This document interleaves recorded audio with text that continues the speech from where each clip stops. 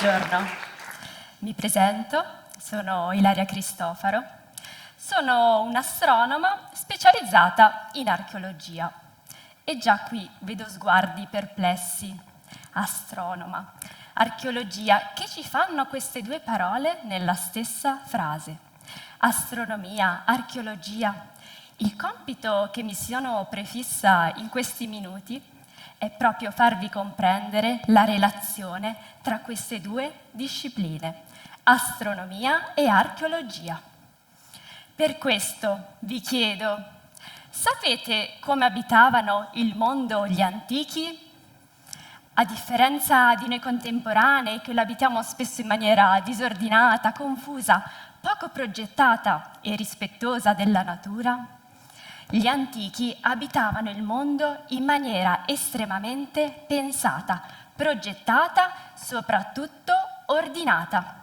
Sì, questa è la parola giusta, ordinata e precisa, come un orologio, sì, un orologio, anche se all'epoca ovviamente gli orologi non esistevano, perché gli antichi, etruschi, fenici e romani, quando costruivano i loro edifici, sia civili che religiosi, quando fondavano le loro città, prendevano il tempo, sì, il tempo, sul più grande orologio che conoscevano. Quale orologio? Quell'orologio che non ha bisogno di elettricità, di pile, di essere ricaricato a molle, ma che va avanti regolare e costante da miliardi e miliardi di anni. Quell'orologio che illuminava la vita degli antichi ieri quanto la vita moderna oggi. Avete capito? Esatto, il cielo. Perché nella mutevolezza del reale, nel continuo ibridarsi di piante e animali, nell'imprevedibilità delle stagioni e della meteorologia fatta anche di calamità come piogge, alluvioni, grandinate, cavallette, che potevano mettere a repentaglio il raccolto intero e così la vita. Il cielo era l'unico punto di riferimento, preciso, costante, periodicamente uguale a se stesso, scandiva con precisione il ritmo della vita agricola, socio-economica degli antichi. Grazie alle sue rigorosissime, precisissime lancette cosmiche. Il sole, con l'alternarsi del giorno e della notte, l'avvicendarsi delle stagioni, la luna che scandisce il ritmo delle settimane e dei mesi, e infine le stelle, che non sorgono sempre alla stessa ora durante l'anno.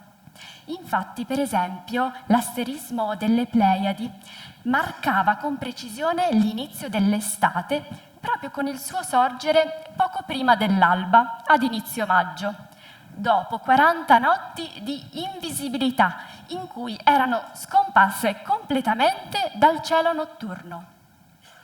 È questo che indaghiamo nella nuova disciplina Unione di Astronomia e Archeologia di cui mi occupo, l'archeoastronomia, o meglio ancora, l'archeologia del paesaggio celeste. Indaghiamo l'ambiente costruito, templi, città, in relazione a configurazioni celesti nel passato. Perché più scaviamo sottoterra e più ci rendiamo conto che gli antichi non facevano nulla senza prima sintonizzarsi con il grande orologio che avevano sopra la testa. E come facevano? Attraverso l'osservazione costante, secolo dopo secolo, scoprivano che vi erano pezzettini di cielo speciali, in cui avvenivano fenomeni astronomici molto particolari, grazie a una speciale combinazione delle lancette cosmiche. Così quel pezzettino di cielo veniva consacrato al tempo sacro della festa e del rito. Si orientava un tempio in quella direzione, o magari un'intera città, e periodicamente se ne celebrava la ricorrenza. Come ad esempio questo, il tempio di Diana Tifatina a Capua, un fantastico cannocchiale orientato verso la luna nuova di marzo, il giorno del Capodanno, per il calendario romano arcaico. Su questo tema siamo pieni di testimonianze e fonti scritte, come il famoso testo egizio del PDSSRD, che, come avrete capito dall'abbondanza di vocali e dalla vostra dimestichezza con l'egizio, significa il rito della tensione della corda. Un rito in 10 parti che non vi spiego tutto, se no diventiamo egizi anche noi. In breve, il faraone, per fondare il nuovo tempio, posizionava 2 paletti nel terreno e tendeva una corda tra questi. Poi, con gli occhi fissi verso la costellazione dell'Orsa Maggiore, dichiarava: «Ho preso la corda di misurazione in compagnia di Seshat, la dea della misurazione. Con lei osservo il movimento progressivo delle stelle. Quest'occhi sono ora fissi su Mekshektiu, l'Orsa Maggiore, davanti al Merket, lo strumento di misura. Così ho stabilito i 4 angoli del Tempio. Li posizionava i mattoni angolari e vi gettava nuova sabbia, nuova fecondazione. La stessa procedura rituale, o in maniera simile, veniva effettuata dai Etruschi e Romani qualche secolo dopo. Tagliare il cielo, tagliare la terra e fecondarla con nuova terra, nuova fecondazione. Tagliare, infatti, è una parola chiave. Dall'indoeuropeo tem, tagliare, vengono le parole tempio e tempo. Possiamo dire che il tempio è un tempo di cielo ritagliato. Lo stesso avvenne anche per la fondazione rituale delle città, come ci tramandano le fonti per la fondazione rituale di Roma. All'alba un augure, un sacerdote, con il suo bastone ricurvo e lituo, ritagliava uno spazio in cielo e lì vi osservava il volo degli uccelli messaggeri divini per conoscere il volere degli dei a fondare la nuova città, al contempo atto sacro e violazione. Gli antichi, infatti, assai più consapevoli di noi della cogenza di creare una nuova urbanità, di costruire, sottraendo quindi spazio alla natura selvaggia come boschi, fiumi, laghi, consacravano e legittimavano questa violazione chiedendo il consenso agli dei. E una volta ottenuto, tagliavano la terra, aggiogavano una coppia di buoi, un toro e una vacca a un aratro e tracciavano un solco nel terreno, confine inviolabile e sacro, il perimetro delle mura. Al centro di questo perimetro scavavano una fossa. Lì i nuovi cittadini, migranti, vi gettavano un po' di terra nella loro patria d'origine. Così le vecchie patrie fecondavano la nuova. Pensate a che bella tradizione. Questa fossa era considerata il vero centro del mondo, punto di congiunzione e comunicazione tra le divinità infere di sotto e uraniche di sopra. Sesto Pompeo Festo, grammatico latino del II secolo d.C., ci dice che questa fossa veniva chiamata mundus, proprio perché di forma uguale al mundus per eccellenza, quello sopra la nostra testa, ovvero la calotta celeste. Mundus, infatti, viene dall'indoeuropeo mund, che significa ordine, e per gli antichi era sinonimo di cielo. A partire da questa fossa, centro del mondo e cuore della città, veniva organizzata tutta la città, la sua trama viaria di forma ordinata e regolare, con strade ortogonali scandita da isolati sempre uguali lungo gli assi est-ovest e nord-sud, concordemente con il moto celeste del sole e delle stelle. Ce lo spiega bene Igino il Gromatico, che nel I secolo d.C. scrive: Posizionata la groma, lo strumento, secondo gli auspici, ovvero avendo chiesto il permesso alle divinità di costruire la nuova città, osservavano il successivo sorgere del sole per tracciare gli assi. E così veniva fondata la città regolare e ordinata su immagine del cielo.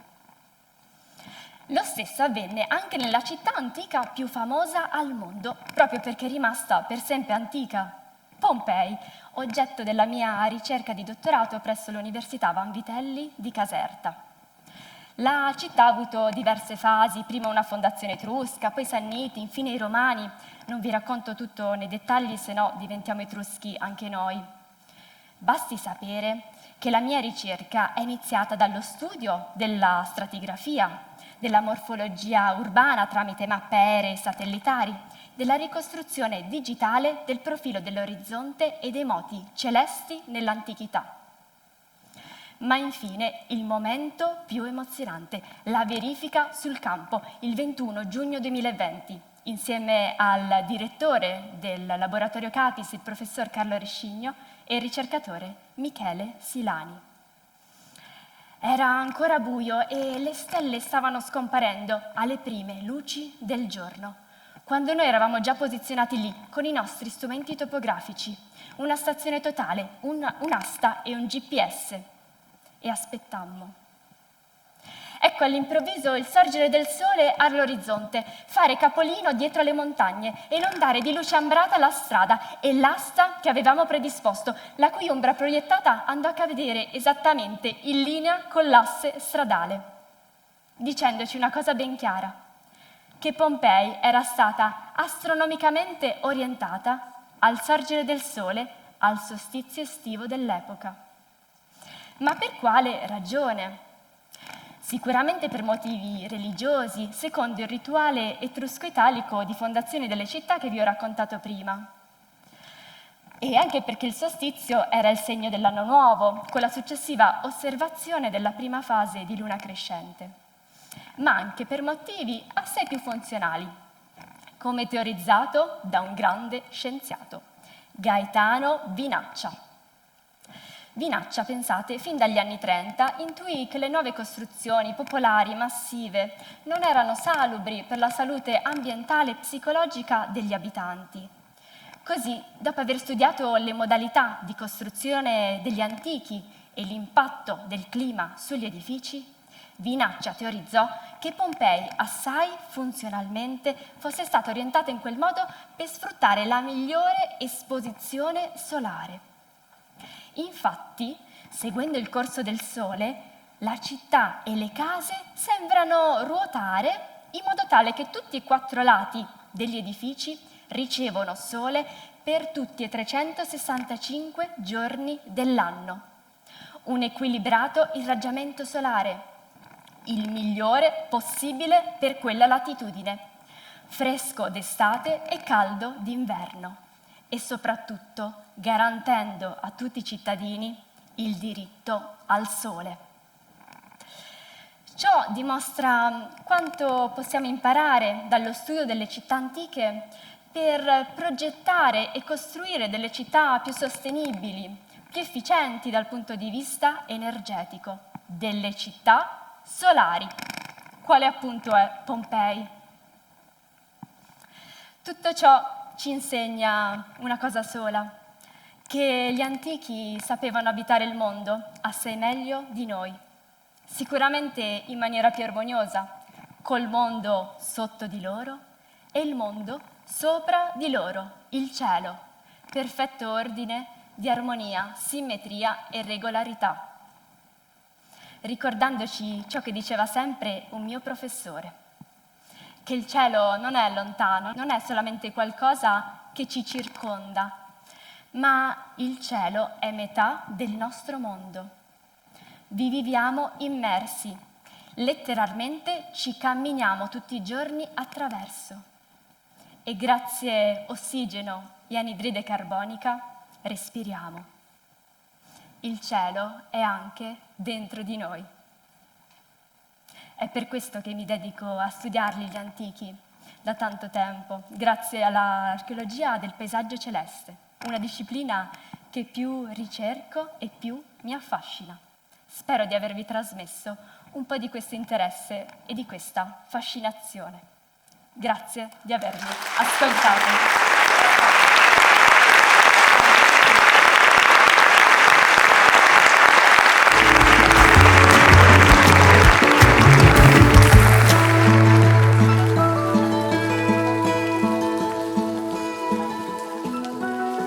Beh, abbiamo approfondito delle cose difficilissime.